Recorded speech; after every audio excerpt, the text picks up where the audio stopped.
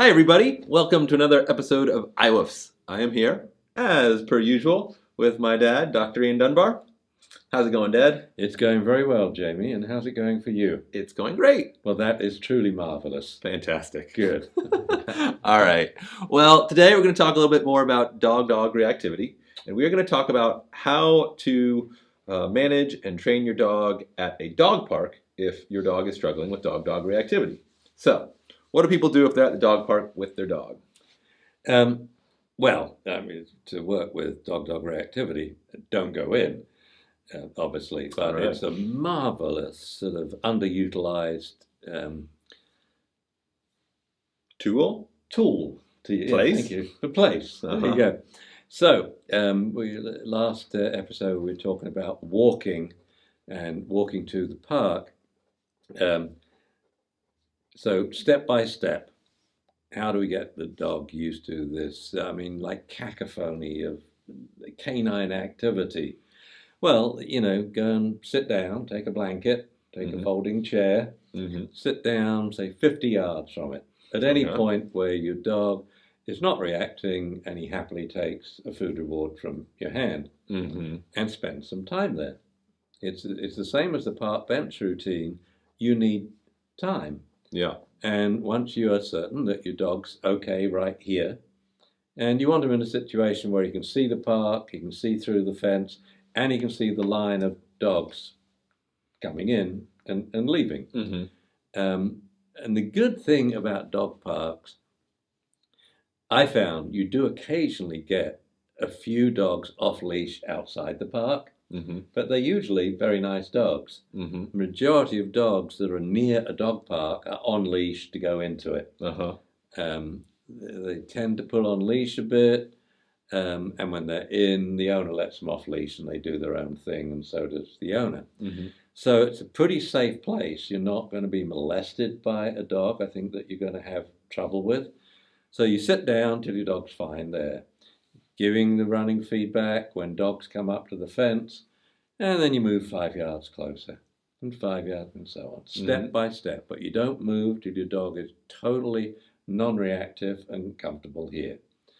When you get to the fence, if your dog is totally unreactive there, he's going to be totally fine in the park. The biggest test you can ever give to a dog, if it were going to react, is it's on leash, the other dog's on leash, or behind a fence. There's a great animal behavior study, I think Thelma Rowell did it way back when, about captive animals.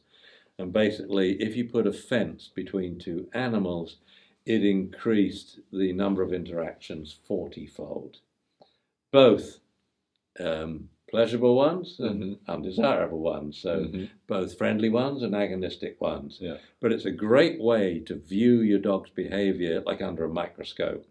If he's going to react, he's going to react right now. If he doesn't react when you're having a picnic the other side of the fence and you're classically conditioning your dog and other dogs are coming up and doing their thing, and some will be barking, some will be, lunging, others will be playing, and your dog is cool with that, you could just now take your dog, walk through the first gate, undo his leash, and let him in, and he's going to be fine. Right. This is the latter stage of the picnic outside where you're right next to the fence, is what you're saying. But if your dog's fine on the other side of the fence with dogs on the inside of the park, he's going to be fine inside the park. It's an enormous test, and it's quite safe, and you can classically condition your dog with oodles of other dogs at the same time. And they just learn, this is the daily picnic, and this is where I eat the whole of my dinner. I would weigh out the dog's food, put it in a container, and go there and hand feed the dog while sitting there. And always remember, your dog is under stress. Your dog is anxious. So when it comes to resolution, and that comes to when you make up your mind, enough of this, we're going to resolve it now, then let's get rid of it within a couple of days. And as I say, COVID really surprised me what you can do with a lot of dogs in one session. Mm-hmm. It totally made me change my view about a lot of, I used to think if dogs missed out proper puppyhood, they were doomed. And some of the writings in my book are a bit scary and saying, well, you screwed the pooch now, you missed the boat, Mm-hmm. But there's always help. And the help and hope comes when you decide you're going to do something. Otherwise, you'll be another day, another day, another day, and every day your dog has to meet his biggest nightmare on walks, Mm-hmm. other dogs, and it's such a shame. Okay, so your first piece of advice for training at the dog park What are you is... laughing? Well, that the first piece of advice for training at the dog park is stay outside the dog park. Yes. Oh, which, yeah. I think it's excellent advice. On public property. Don't walk. Right. Yeah.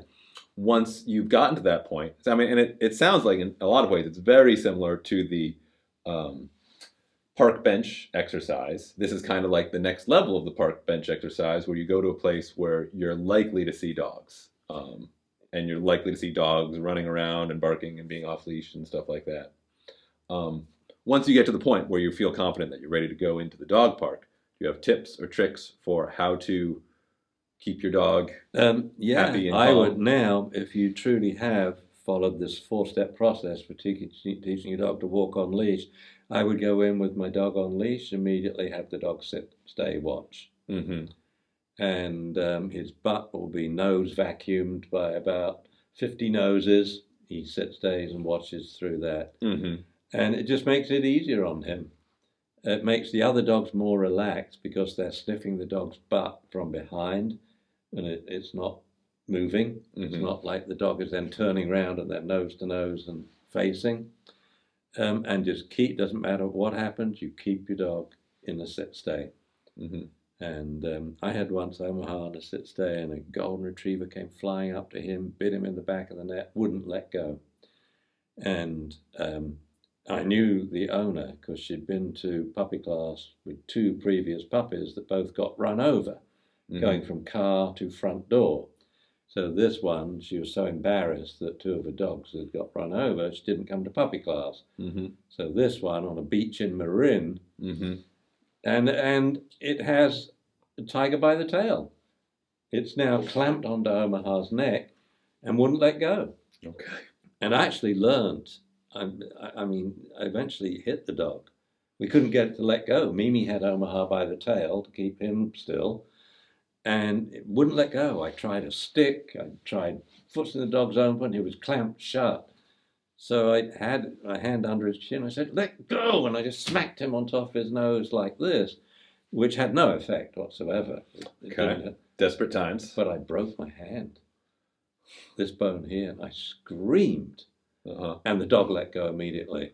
And that's when I learned that a reaction from you, like a life and death reaction, ear-piercing scream, or at home grabbing furniture, shaking it, or throwing article after article to break up fight, don't put your hands in there. Right. Don't grab hold of that dog. Don't put your foot in. Instead, pretend you broke your hand. Pretend you broke your hand. And when it's your dog, you scream blue murder and you point at the other dog and shout and... Yeah. But that really taught me a lesson. I was ashamed but we've been trying literally for 3 minutes to get this dog off of Omaha, and he sat through the whole thing. Wow. And I felt bad about that. I mean, obviously, we would never condone hitting a dog under normal circumstances, but self-defense or defending a loved one is a very special and circumstance. It wasn't even that. Yeah. And I was surprised that I broke my hand. Okay, but back to... The vet fixed my hand. Okay. Charlie. Oh, good. Well, I'm glad you got medical attention from someone. So you've gone inside the dog park. You've asked your dog to heel and or sit, and some other dogs have sniffed your dog. Would you say then, all right, well, that was pretty successful. I'm going to leave and call that a day? That, like, I'm going to take my win and go? Or would you continue in the dog park? I would leave and then come back in again. Okay. Leave and come back in again. And each time you come back in and ask for a sit? We need more. We sit by this gate. We open it through the gate, sit, close the gate. Mm-hmm. Still sitting, walk up to the next gate, sit, open the inside gate, go through, sit immediately, close the gate. Mm-hmm. Then sit, stay, watch. Mm-hmm. And once I've decided I like the way he walks up to the park and sits and then watches me afterwards, I would walk him on leash through the park. Mm-hmm. When you And say it's- that you like the way, are you looking at whether he seems relaxed? Yeah, Uh-huh. he's relaxed and he's And doing being what you ask? very attentive to what I ask. And then I would capitalize on this and say, right, it's the same principle as puppy class. We say, let your dogs off leash, then we train them off leash. Mhm. Owners are like, oh my God, this is mayhem, it's impossible. Well, it is now, but after 50 minutes, look, you're calling your dog from the play session. Right. And so I would say, what better opportunity now to train my dog under immense Right. distraction that he's never had since puppy class. Right. And I do a lot of on-leash work. And I did it just, 2 months ago. We had a dog who's going to be placed and won't have much distraction, but he's going to be a facility dog. But they had a traditional dog training class at the park, and there was a dog park within the park. So I thought, I'll take him up to the fence. He was scared. I thought, hey, that won't work, if someone brings another dog in the facility. And so I took him in there on leash first and gave him lots and lots of treats. Took a while. Then I let him off leash and just walked away from him. So what did he do? Well, he followed me like it stuck to me like glue. Mm-hmm. And then I sat down, and bit by bit, he made a few friends. Mm-hmm. But, they need time. But I use dog parks to tremendous use. Right. And may sometimes, because sometimes I don't want to go in there for different reason. It's because the people, as I put it, they recognize me and then they come up and talk. And I love talking to people, but I've gone there to sit down and be quiet and watch the dogs. Mm-hmm. Or I've gone there with my dog back when I still had one.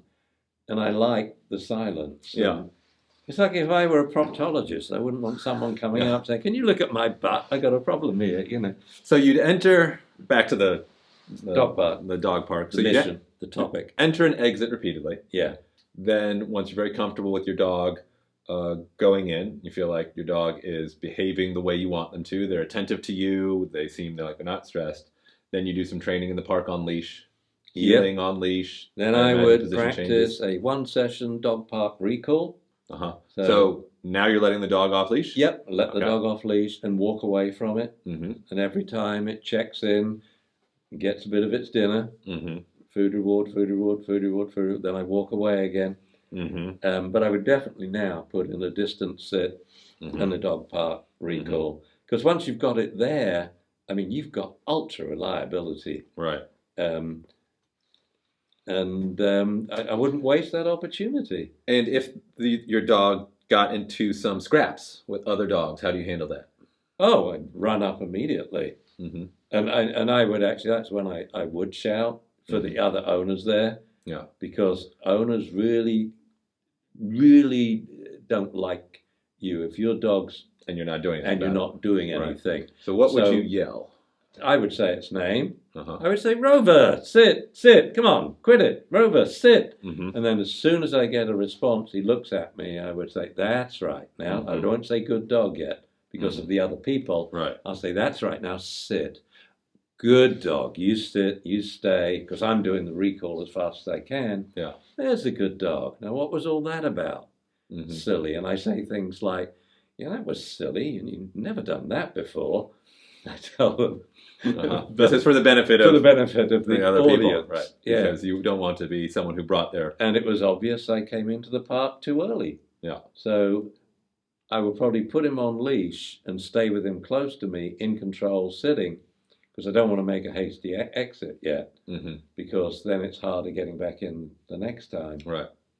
So, So you interrupt a scrap, you'd come up, you give a redirection, like sit, and then you probably put the dog back on leash. yeah. But you'd want to stay in the park and continue doing some And healing. then I would direct a question to the owner. Then I probably would reveal who I was. Mm-hmm. I'd say, has a dog done that before? So, did he scrap much? And then if the beans are spilled, I'd say, would you like to resolve it together? Because I've now got the best dog to do it with, Yeah.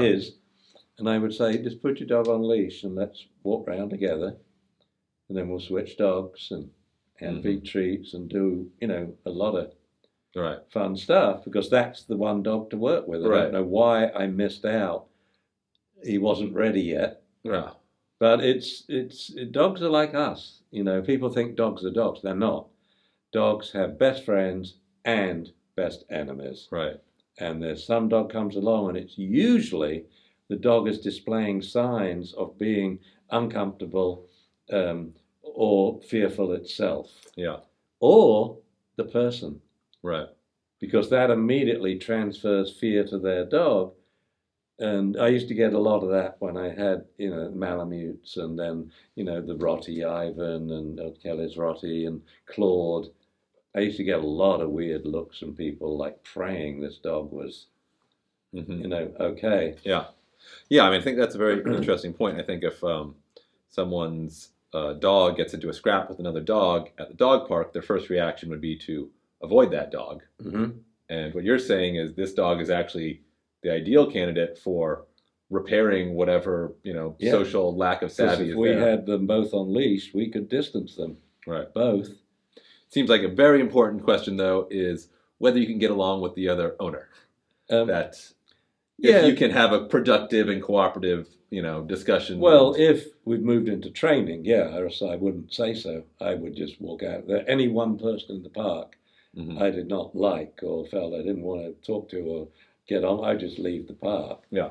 I mean, I don't usually go to the dog park to do what most people do, which is sit down and ignore my dog while it's playing, or even throw a tennis ball for a dog, or even to watch my dog play. Right. I usually use the dog park to do some really useful training. Right.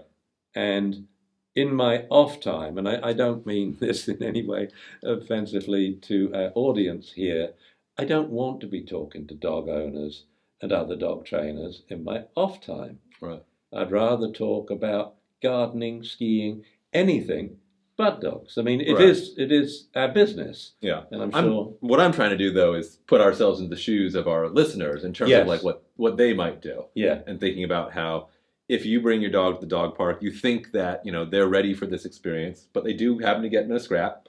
Nobody gets hurt. Like that this is potentially an opportunity for another dog to work with, assuming you can, you get along with this other I would say, human. For your dog's sake, try your best to mind your tongue and be nice. Mm-hmm. If they had a scrap, no matter who you think caused it, you're most probably completely wrong. No, I mean, it's like... Right. It's never who started it that gets in trouble. I was just going to go off into elephant sex as an example, but we can forget that analogy. Well done. So I've avoided it, but it's a very funny story. An argument at the West Coast sex conference between two elephant behaviorists. I like how you said I was almost going to go into the story, but now you're going to do it. No, I'm not going to do it. I'm not going to do it. No, now we have to hear it. No. Okay. I actually made a mistake. It was gorilla behaviorists. Okay. Yeah. But they were talking about who initiates a sexual encounter. Got it.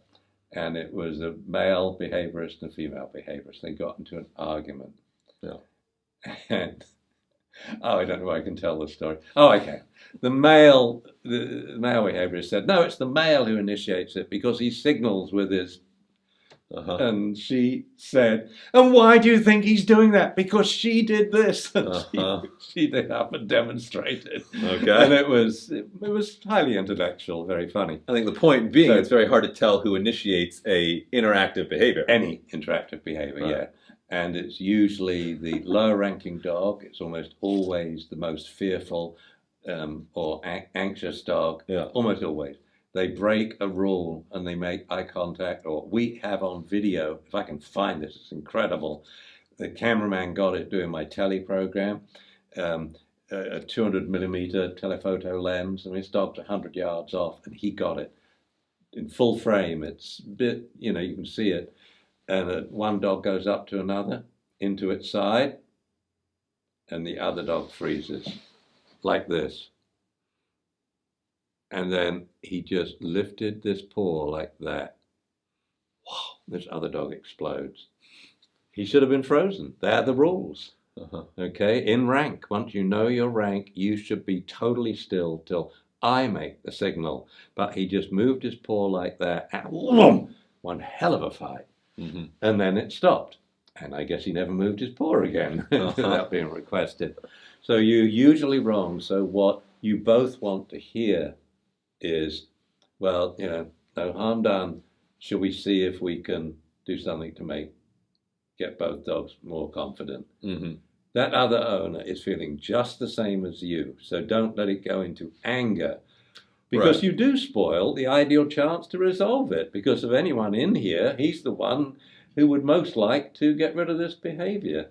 Right. So it's just you're not doing your dog a service by shouting, because instantly now your dog has made the association, other dog, other person, owner shouting. Right. Like, remember our first session? If I interviewed the dog, he'd say the same about you as you say about your dog. Yeah. I can't trust my owner around other dogs, especially little white ones or big black ones or whatever. Yeah. Saying exactly the same thing, because you can't be trusted, because you lose it. Yeah. And that ruins it for your owner, as it ruins it for your kids. When a parent loses their temper, they are so embarrassed and I mean, obviously, scared. if you're dealing with dog-dog reactivity, trying to resolve dog-dog reactivity, if you're being reactive, it's not a great look. What sort of example are you setting? Exactly. You can tell she wasn't raised in Hemel Hempstead. And I think it's maybe a little bit optimistic to think that, if your dog gets in a scrap with another dog at the park, that you and the other owner are going to be able to talk through it. I think it can happen, but that you should also be prepared that, okay, well, we're just going to avoid the situation. That's not the worst thing. Just leave. I think it was just a scrap. And it's just, I love the human analogy. It's just like two guys are talking in a bar and they find out they both support different football teams. Mm-hmm. It's just a disagreement. Right. And a vocal one. But there's no bottle broken and slashed through their neck. Right. I mean, it's just a scrap. Yeah. That dogs do. It's like I asked, have you ever watched dogs live together? I mean, do you remember Phoenix? And I think there's a good number of people who haven't. No, they haven't. And so, that's a very good point. Or people. Yeah. Yeah. So that does lead into one question I wanted to ask before we wrap this up, which is, are there red flags that you think that people should keep in mind? Are there things that you would see owners or dogs doing at a park that would make you think, I'm just going to leave now? And what sort of things would you keep an eye out for? Yeah, probably if they were... I don't like people being nasty to their dogs. Mm-hmm. And I've spoken out in the past and it's gone south very quickly. Mm-hmm. Now I just leave. Mm-hmm. And what made me make that decision was, and you saw one of these incidents where a parent was abusing a child, or in Japan it was his girlfriend. Mm-hmm. And I had walked on a plane where a man was sitting in the front and his kid was just being annoying. And he grabbed him. He said, "Will you be quiet? Just sit there now. No!"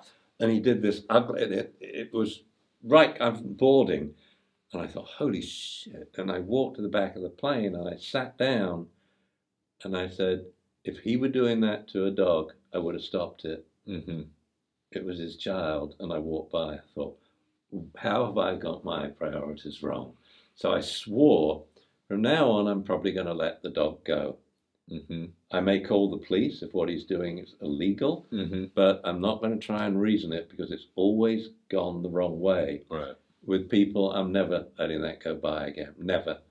And since I made that decision, 3 times I've intervened, and one was up skiing, remember, with Lawrence? Do you remember mm-hmm. that?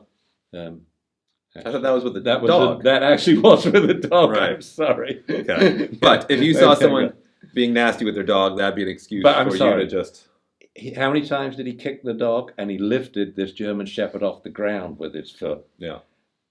But also, remember what happened afterwards? When I called the police, his girlfriend came up and gave me flack, and then he abused her. Remember? He grabbed her and shouted, "Leave him alone." That was tricky. But I just used my voice. I did nothing. No. I was thinking about more dog behavior stuff or interaction stuff, but that'll do. You see it all. I mean, you know, like, all too often you're in a dog-dog reactivity case and you notice that the dog just backed off from their hand. Mm-hmm. you know, and you pick up. We Yeah. also have a serious, but you cannot convince them that what we have here is a dog-human problem. Oh, no, he's fine. Yeah. But I'm seeing all the little signs subliminally. Yeah. I guess that's what I'm asking most of all is there stuff that you ever see in dogs at a dog park where you think that this other dog is going to interact with your dog in a way that's going to not necessarily hurt your dogs physically, but, you know, their confidence. They went still at a distance. Mhm. They looked for a long time. They're now making a beeline directly towards my dog, and their gait is not floppy or cute or bouncy. So spooky dog behavior. I then make sure I step back, sit, watch me, and just check it out. But I'm prepared for that, because if the dog thinks he's going to do something, he hasn't seen Ian get angry when his dog is sitting and is attacked.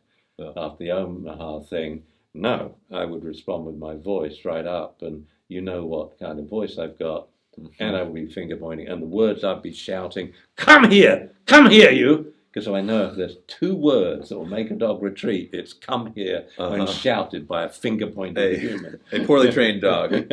Yeah. All right. Well, dog reactivity at the dog park sounds like one of the biggest things for our viewers our listeners to keep in mind.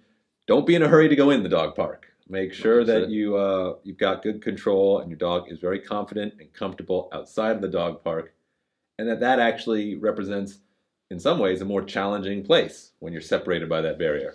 Yeah. But 40 times. And then when you go in the dog park, train your dog. Don't just let him off leash to play, but work on the heeling, the on-leash control, enter and exit repeatedly, then do some training inside, and then you can begin to let your dog off leash.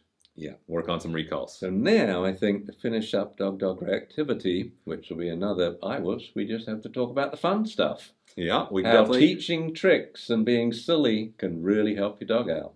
Sounds good. All right, everyone. Thanks for listening. We'll see you next time. Thanks for watching this video. If you'd like to learn more about dog training and behavior, make sure you visit DunbarAcademy.com to check out our selection of courses, many of which are completely free. If you'd rather watch more of our videos here on YouTube, just click the links to the right. And if you want to follow us on social media, everything you need is directly below.